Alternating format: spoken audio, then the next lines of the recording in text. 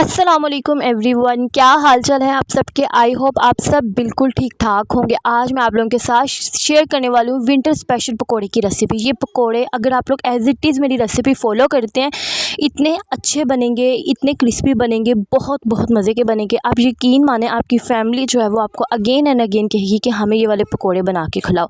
सबसे पहले जो मैंने पालक ली, ठीक है, पालक हम लोगों ने थोड़ी सी अकॉर्डिंगली मीन्स कि जितने आलू ऐड करेंगे उतनी ऐड करनी है, तो मैंने ज़्यादा मंगवा ली। मैंने कहा बाकी की मैं ना कट करके आलू पालक की सब्ज़ी बना लूँगी। और अगर आप लोगों ने आलू पालक की सब्ज़ी देखनी किस तरह से क्रीमी मुलायम बनती है, तो आप लोग क्या करें, मेरा थोड़ा सा नीचे जाए चैनल पर, तो आपको वहाँ से मिल जाएगी। और अगर मुझे याद रहा तो मैं ज़रूर जो है ना डिस्क्रिप्शन में नहीं, कमेंट में ना लिंक दे दूँगी, फिर आप लोग वहाँ से जाकर देख सकते हैं आलू पालक की बेहतरीन सब्ज़ी। यहाँ पर जी अच्छे से मैंने पालक को कट करके फ्रेशली उसको वॉश कर लिया। और यहाँ पर आलू लिए मैंने, जितने पकोड़े बनाने थे उसको इस तरह से स्लाइस किया। ये आप लोग देख सकते हैं, बारीक बारीक जूलियन कट किया। अच्छे से वॉश करके इसको एक छानने में रख देंगे, सारा जो पानी है वो नीचे निकल जाएगा, तो फिर हम लोग इसको यूज़ करेंगे। यहाँ पर मैं सारी चीज़ें असेंबल कर रही हूँ, ठीक है। प्याज़ों को मैंने अच्छे से स्लाइस में कट कर लिया, आलूओं को मैंने अच्छे से बारीक कट कर लिया, बारीक बारीक कट कर लिया। और अब मैं आपको करीब से आलू जो है ना वो दिखा रही हूँ, देखिए कितने खूबसूरत कट हुए हैं। आप लोगों ने भी इसी तरह से बारीक बारीक कट करने हैं, ठीक है। बहुत अच्छे लगते हैं। इससे होता तो कुछ नहीं, आप लोग दूसरे तरीके से भी कट कर सकते हैं, लेकिन होता ये चलो जो पकोड़े होते हैं ना वो खूबसूरत लगते हैं। जो आपके पकोड़ों का मिक्सचर अमेज़ा होता है वो इंतहाई खूबसूरत लगता है, ठीक है। यहाँ पर जी मैंने खुला बर्तन ले लिया, ठीक है। उसमें पहले आलू किए ऐड, अब पालक ऐड कर रही हूँ और प्याज ऐड करूँगी। अच्छा आप लोग देखें मैंने प्याज़ों को इस दफ़ा किस तरह से कट किया, बारीक बारीक स्लाइस में ना लंबे रुख कट किया, बहुत अच्छे लग रहे थे। और प्याज हमेशा आप लोगों ने कोशिश करनी है पकोड़े बनाना कम ऐड करने हैं, क्योंकि कहीं कहीं आए तो अच्छा है। ज़्यादा प्याज ऐड करेंगे तो पकोड़े मीठे बन जाएंगे, ठीक है, और मुंह में प्याज क्रंच क्रंच करेंगे, इसलिए आप लोगों ने इस बात का ख्याल रखना है। यहाँ पर जी बातों बातों मैंने प्याज ऐड किया, सूखा धनिया, ज़ीरा और अजवाइन ऐड किया, ठीक है, सूखी मेथी ऐड की है। और यहाँ पर जी अब मैंने कुटी हुई लाल मिर्च भी ऐड की है। ये आप लोग देख सकते हैं स्पाइसेस, अभी और स्पाइसेस जाएंगे।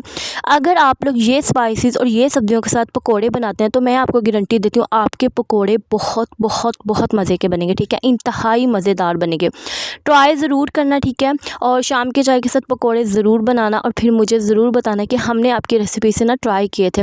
यहाँ पर जी अब मैं क्या ऐड करूँ मुझे खुद नहीं पता वैसे, लेकिन मैं आपको बताती हूँ याद करके। अच्छा जी यहाँ पर साबुत ज़ीरा पहले मैंने ऐड किया, ठीक है, हल्दी ऐड की, और अब मैं पिसी हुई लाल मिर्च ऐड करूँगी और टेस्ट के अकॉर्डिंग नमक ऐड करूँगी। ये सारे स्पाइसेस आप लोगों ने ज़रूर ऐड करने हैं। अच्छा कम या ज़्यादा आप लोग अपनी मर्ज़ी से कर सकते हैं, मैंने बहुत नॉर्मल रखे थे। मीन्स के पिसी हुई लाल मिर्च जो है ना वो मैंने इतनी नहीं ऐड की कि सी हो, मीन्स के इंजॉय करके हम लोग पकौड़े ना खा सकें। यहाँ पर ये देखें जी फाइनल लुक मैं आपको दिखा रही हूँ, ज़बरदस्त ज़बरदस्त माशाल्लाह माशाल्लाह मिक्सचर जो रेडी हुआ है।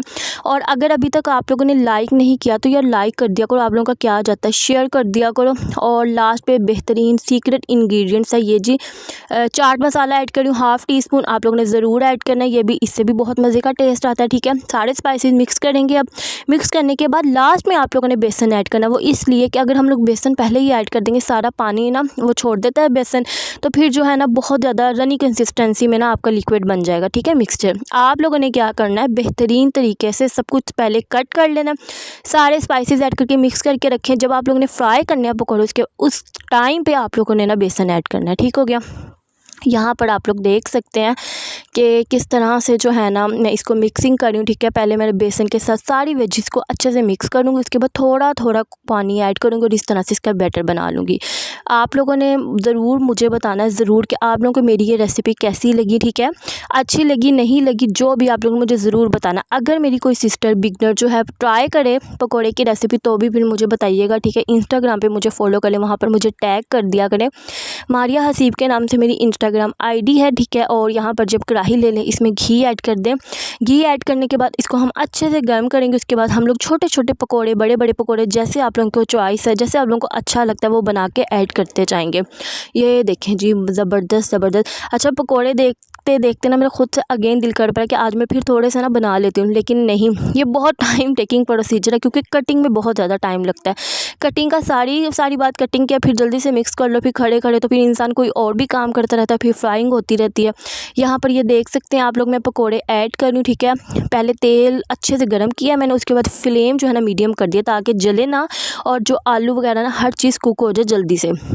क्रिस्पी करेंगे। पहले हम लोग इसको लो फ्लेम पे कुक करेंगे, उसके बाद हम लोग इसको हाई फ्लेम पे क्रिस्पी करेंगे। अच्छा, लास्ट वीडियो में ना मेरी सिस्टर का एक मुझे मैसेज आया कमेंट कि आपको क्या सांस की बीमारी है जो आपको सांस इतना चढ़ता है, लाइक मीन्स के अब देखिए हम बोल रहे हैं रेगुलर, मैं बोल रही हूँ 5 to 6 मिनट मैंने बोलना ही बोलना है। तो होता ये है कि फिर ज़्यादा सांस चढ़ जाता है, मैं स्टॉप नहीं करती, मैं एक जो है ना लाइन में बोलती रहती हूँ रेगुलर होके, तो फिर मैं स्टॉप नहीं करती, स्टॉप कर करके नहीं बोलती, इसीलिए फिर जो होता है ना सांस ज़्यादा चढ़ता है। जब हम लोग इतना ज़्यादा बोलेंगे तो ऑब्वियसली सांस हमें चढ़ेगा। ऐसे अल्हम्दुलिल्लाह कोई बीमारी वगैरह नहीं है, लेकिन होता ही है कि काम शाम करते करते मैं वॉइस ओवर करने आ जाती हूँ, तो फिर वो जो सारा होता है ना वॉइस ओवर में भी रिकॉर्ड हो जाता है। तो खैर आप लोग अपनी बहन को दुआ में याद रखा करें, दुआ करें कि अल्लाह ताला मेरा ये चैनल जो है ना कहीं पहुँचा दे। बहुत बहुत बहुत मेहनत है, पहले तो मैं लगी रहती थी, फील ही नहीं होता था, लेकिन अब इतनी ज़्यादा मेहनत है उसके बाद कोई रिस्पांस नहीं मिलता तो बहुत ज़्यादा दुख होता है। मीन के इंसान की जो नेगेटिव वाइब्स आती हैं, ठीक है, पॉजिटिविटी जो है ना वो ख़त्म होने की तरफ होती है। लेकिन खैर इंशाल्लाह अगर अल्लाह ने चाहा तो ज़रूर कामयाबी मिलेगी। और यहाँ पर ये रही जी पकौड़ों की फ़ाइनल लुक, आप लोग देखें कितनी अच्छी कटिंग लग रही है। यही बात है, मैं कहती हूँ कि खूबसूरत लगे, चीज़ पड़ी हुई भी प्लेट में, इसलिए मैं कटिंग में थोड़ा सा टाइम इन्वेस्ट कर लेती हूँ। आई होप आप लोगों को आज की रेसिपी अच्छी लगे तो ज़रूर